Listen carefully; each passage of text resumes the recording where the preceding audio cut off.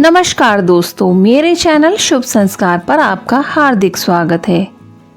आज हम आपके लिए लेकर आए हैं चैत मास की कृष्ण पक्ष में पड़ने वाली पाप मोचनी एकादशी की व्रत कथा। तो चलिए शुरू करते हैं। युधिष्ठिर महाराज ने भगवान श्री कृष्ण से पूछा कि हे केशव, कृपया कर आप मुझे चैत मास के कृष्ण पक्ष में आने वाली पाप मोचनी एकादशी के विषय में बताइए। यह सुनकर मधुसूदन श्री कृष्ण बोले, हे राजन, पाप मोचनी एकादशी के इस व्रत को करने से मनुष्य के सभी पापों का नाश हो जाता है और व्यक्ति अष्ट सिद्धियों को प्राप्त करता है।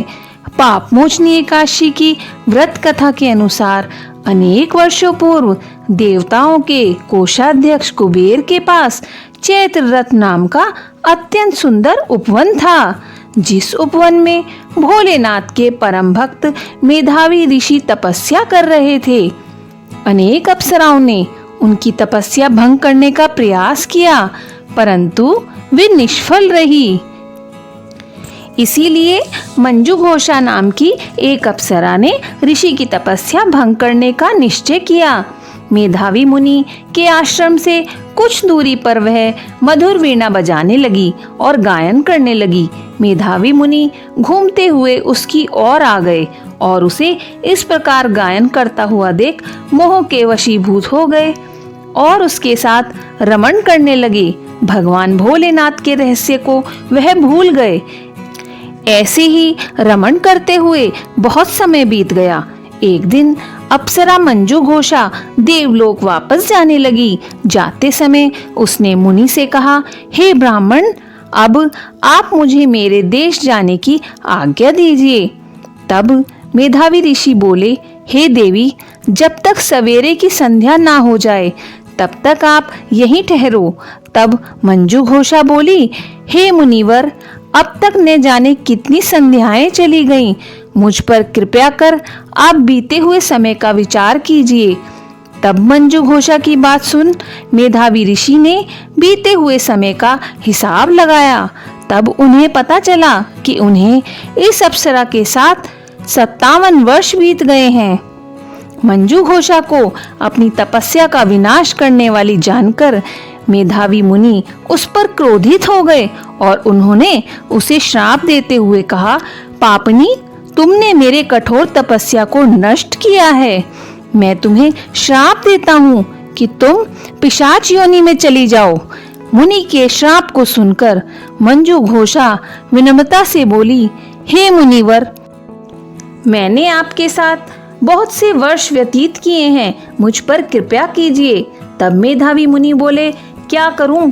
तुमने मेरी बहुत सी तपस्या नष्ट की है। चैत्र कृष्ण पक्ष में जो भी शुभ एकादशी आती है उसका नाम पाप मोचनी एकादशी है।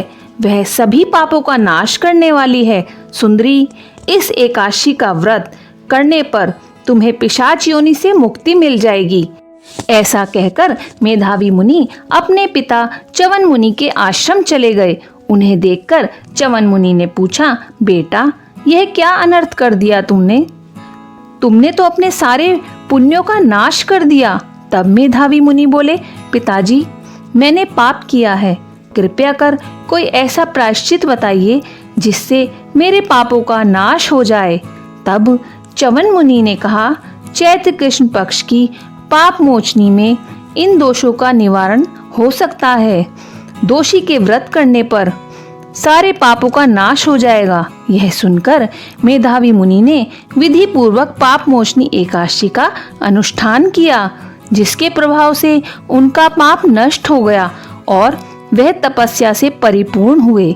इसी प्रकार मंजू घोषा ने भी पाप मोचनी एकादशी के उत्तम व्रत का पालन किया, जिसके प्रभाव से वह पिशाच योनि से मुक्त हुई और दिव्य रूप धारण कर स्वर्गलोक चली गई। हे राजन, जो मनुष्य पाप मोचनी एकादशी का व्रत करते हैं उनके सभी पाप नष्ट हो जाते हैं और पाप मोचनी एकादशी को पढ़ने और सुनने से सहस्त्र गोदान का फल प्राप्त होता है। यह व्रत बहुत पुण्यकारी है। मेरा आप सबसे निवेदन है कि इस वीडियो पर एक लाइक जरूर करें और कमेंट में जय श्री हरि विष्णु जरूर लिखें। धन्यवाद।